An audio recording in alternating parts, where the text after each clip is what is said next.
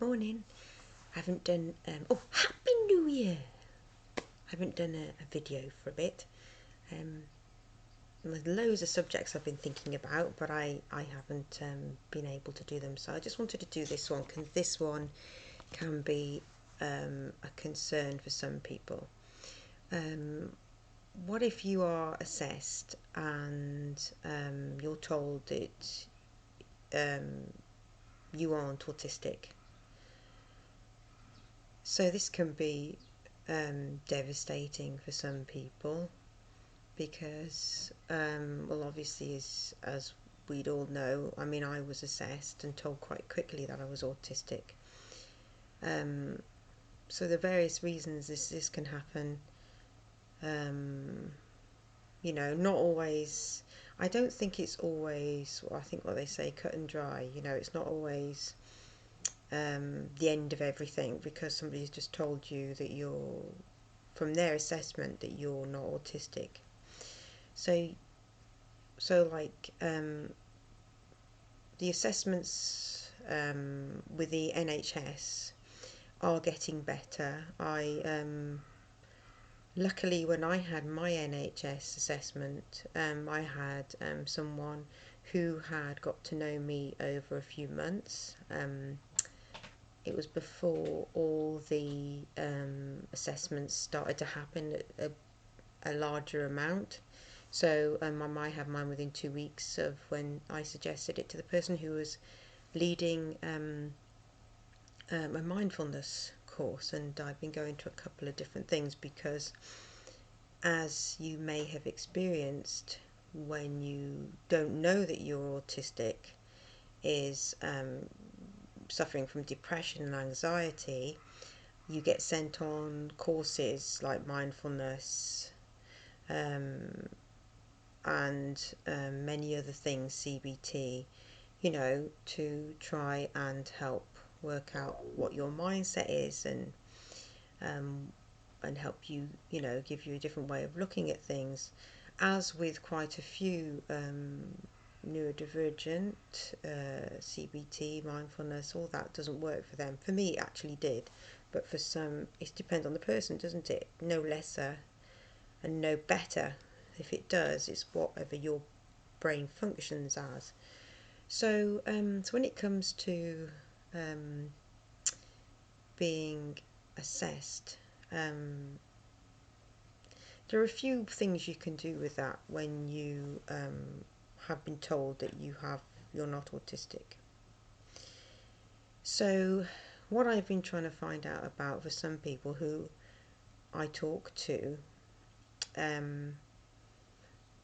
is some people do show very strong autistic traits, and I've been talking to them, and because of the waiting list, say 2 years down the line, they get assessed and someone has says you're not autistic.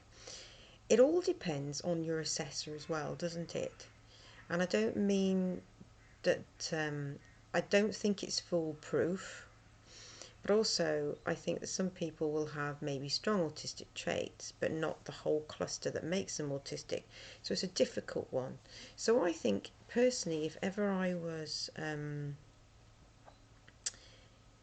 assessed and then somebody said to me, you're not autistic, it's difficult because I think in England you can go and ask to be assessed elsewhere, because second opinions, as you know, in any mental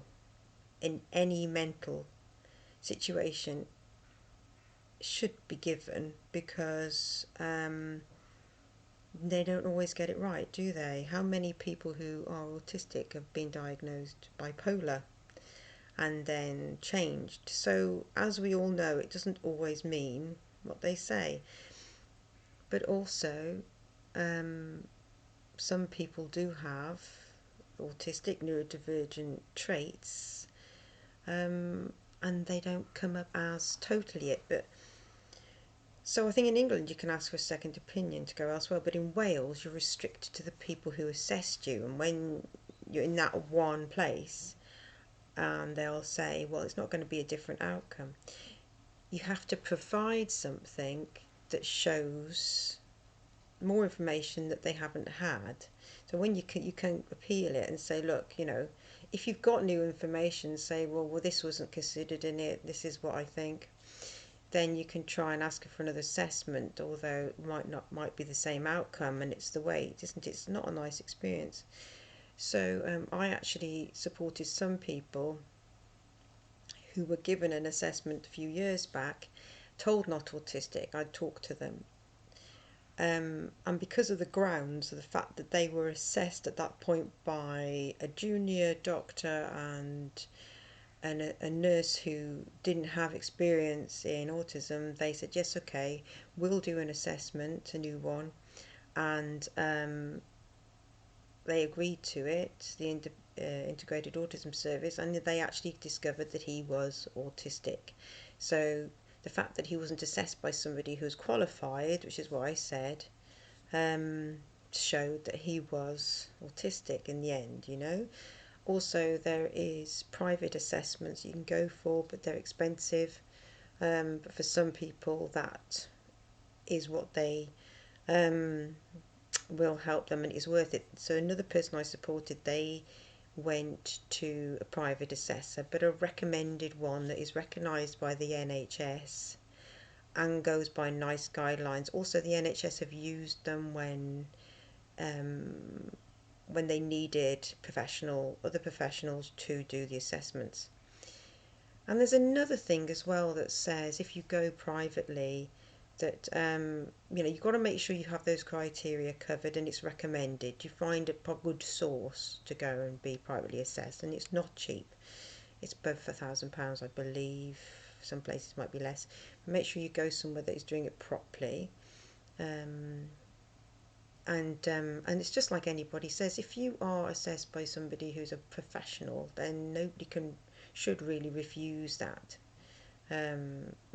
A recognised and recommended professional. So if you do decide to do private, I think second opinions should be allowed, but not so much in Wales. Like I said, you have to come up with new evidence. I think in England, though, you can get a second opinion and go somewhere else. But also there's the other thing as well. Say that you haven't got the funds, like a lot of us haven't, to go and have a private assessment. It's worth considering that some people never get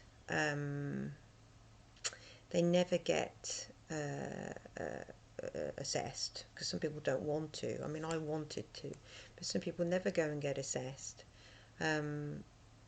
but still become part of the communities of neurodivergent because they've obviously got some. For somebody to question whether they're autistic, you've obviously got some neurodivergent traits. So I would recommend becoming part of neurodivergent communities, so like support groups that allow that. It's opening up more these days that you don't need an assessment to join them. So like I run a couple. You can be self-diagnosed, and it's pretty obvious when you talk to someone who has neurodivergent traits because we communicate differently. So even though you might have the heartbreak of being told that they think that you're not autistic, I would say you obviously have strong traits. So join groups of people who get you, because it's very isolating and it can be an upsetting time for some. I would also say consider maybe finding out if there's ADHD, because sometimes it's like a crossover. Maybe see if you can. It's not always easy to access, but you should be able to go to your doctor and say, I think I might be ADHD. Give them some good evidence of why that is. Think about it. Get somebody to talk it through with you and say, well, if I'm not autistic, maybe I'm ADHD, because I'm both, so I've got a crossover. So it might be that is the reason that you weren't diagnosed autistic. So there's a lot of things to think about. So I just want to help for people who have gone for an assessment, waited all that time and told then by the assessor that they don't think they're autistic. Remember, it's only one person's opinion. There might be professional, but some people who are neurotypical who are doing the assessing, um, they might be really good at recognizing it, from but sometimes I think they might not pick up on some of the things, because recently I'm helping someone with an assessment that isn't correct about that person.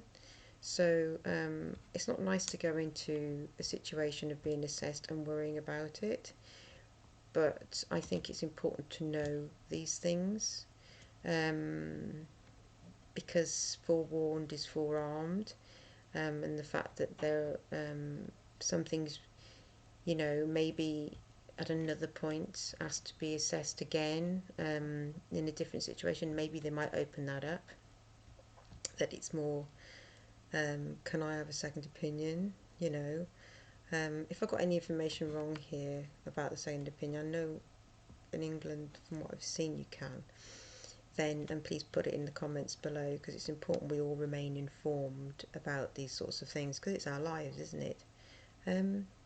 Okay, that's just what I wanted to say. Okay, take care. Have a good day.